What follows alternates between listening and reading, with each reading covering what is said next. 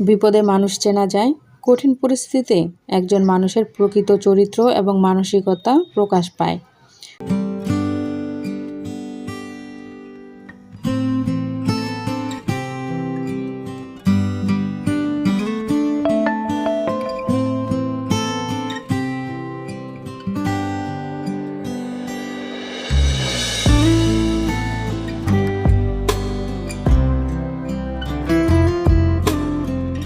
আসসালামু আলাইকুম, আমি মুক্তামণি ঢাকা থেকে বলছি।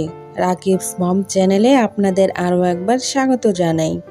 কাছে এবং দূরে, দেশ এবং দেশের বাহিরে যে যেখান থেকে আমার আজকের ভিডিওটি দেখছেন, আশা করছি আল্লাহর রহমতে সবাই ভালো আছেন। আমরাও আলহামদুলিল্লাহ ভালো আছি।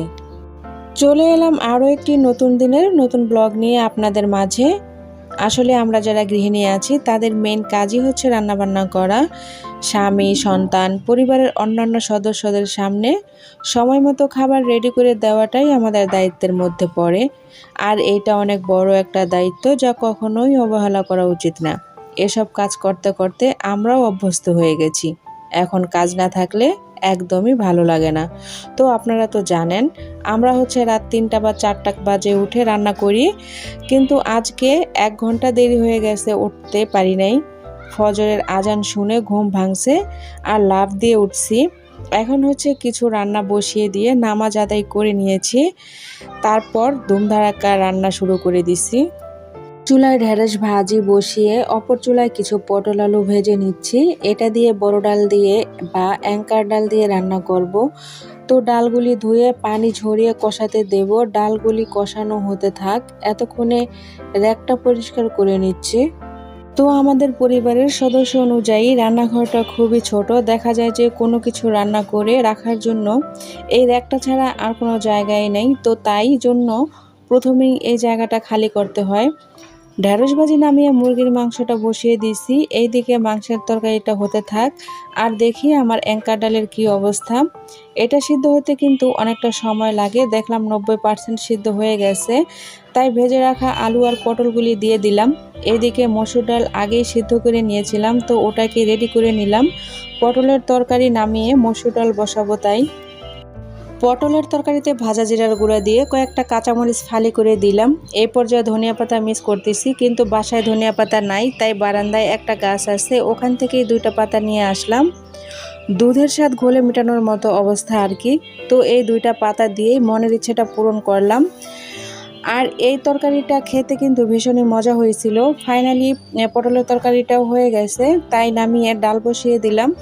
আর এইদিকে মুরগির মাংসটাও কষানো হয়ে গেছে। এখন আলু দিয়ে আগে আরও একটু কষিয়ে নেব। বিপদে মানুষ চেনা যায়। কঠিন পরিস্থিতিতে একজন মানুষের প্রকৃত চরিত্র এবং মানসিকতা প্রকাশ পায়। বিপদের সময় যারা সত্যিকারভাবে পাশে দাঁড়ায়, তারাই আসল বন্ধু এবং সহায়ক। বিপদের সময় মানুষের মধ্যে সহানুভূতি ও মানবিকতা ফুটে ওঠে। যারা সাহায্যের হাত বাড়ায়, তারা সত্যিকার অর্থে ভালো মানুষ। বিপদের মুহূর্তে বোঝা যায় কারা আমাদের সত্যিকারের বন্ধু, কারা আমাদের শত্রু। যারা আমাদের বিপদে সমর্থন দেয়, তাদের প্রতি আমাদের মূল্যায়ন বাড়ে। বিপদের সময় যারা আমাদের পাশে থাকে, তাদের প্রতি আস্থা বাড়ে। এতে সম্পর্ক আরও মজবুত হয়। বিপদে পড়লে যে মানুষ শান্ত ও স্থির থাকে, তার থেকে শেখার অনেক কিছু রয়েছে। এই ধরনের মানুষ বিপদের মোকাবিলা করতে সক্ষম। বিপদের মুহূর্তগুলো আমাদের অনেক কিছু শেখায়। আমরা শিখি কিভাবে পরিস্থিতির সঙ্গে মোকাবিলা করতে হবে এবং ভবিষ্যতে আরও শক্তিশালী হতে পারি। এভাবে বিপদ আমাদের চরিত্র, সম্পর্ক ও জীবনের অভিজ্ঞতা উন্নতি করার সুযোগ দেয়। তো যাই হোক, রাকিবের স্কুলে যাওয়ার সময় হয়ে গেছে, তাই ওকে রুটি বানিয়ে দিলাম। আমি হচ্ছে ডালে বাগার দিচ্ছি দেখে রাকিবকে বললাম, তুমি রুটি ভাজতে থাকো, আমি হাতের কাজটা সেরে নিচ্ছি। তো ও রুটি ভেজে নিচ্ছে।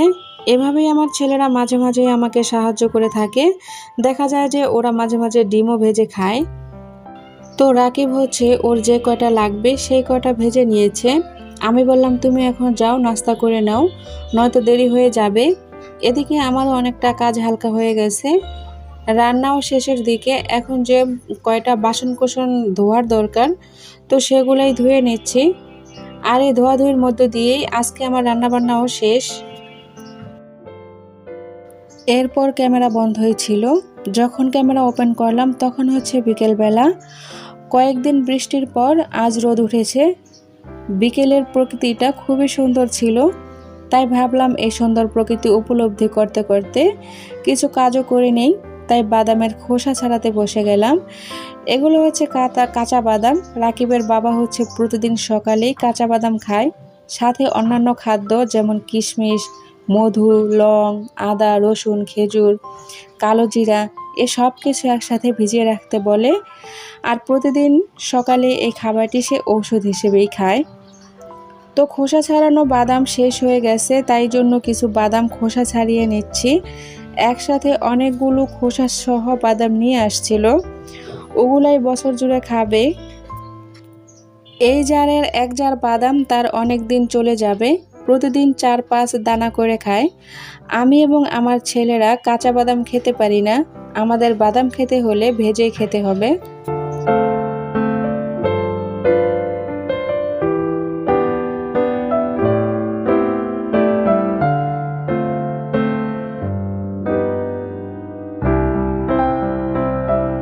বাদামের খোসা ছাড়ানো শেষ, এখন চলে যাব।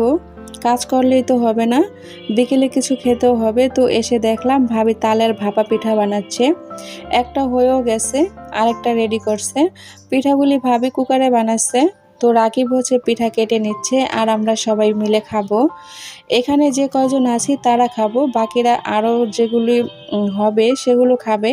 পিঠা কিন্তু বেশ মজাই লাগতেছিল। আর পিঠা খেতে খেতেই বিদায় নিব আজকের ভিডিও থেকে। কথা হচ্ছে আগামী ভিডিওতে। সেই পর্যন্ত সবাই ভালো থাকবেন। আল্লাহ হাফেজ। আসসালামু আলাইকুম।